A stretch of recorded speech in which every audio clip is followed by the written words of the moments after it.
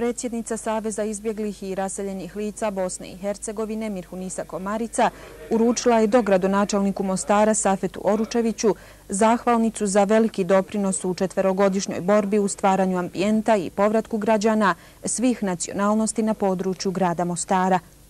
Nakon posjete predstavnika Saveza izbjeglih i raseljenih lica Bosne i Hercegovine izbjeglicama u Trebinju na sastanku u gradskoj upravi grada Mostara razgovarano je o daljim aktivnostima na podsticanju povratka građana srpske nacionalnosti u dolinu Neretve.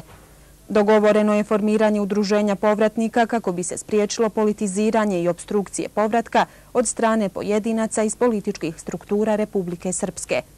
Konstatovano je da je izostala adekvatna reakcija predstavnika međunarodne zajednice kada je u pitanju nicanje novih naselja na području ovog kantona, te je ukazano na problem nepružanja efikasne materijalne pomoći ljudima koji su jasno izrazili volju za povratak. Dogradonačelnik Oručević je istakao da je evidentna promjena politike kada je povratak u pitanju i u političkim i u crkvenim krugovima Republike Srpske.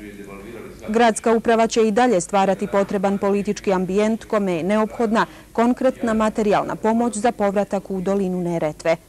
Ako izostane pomoć međunarodne zajednice za priznavanje konstitutivnosti naroda na cijelom teritoriju Bosne i Hercegovine, građani će se zato znati sami izboriti povratkom na svoja ognjišta, stoji u saopćenju gradske uprave.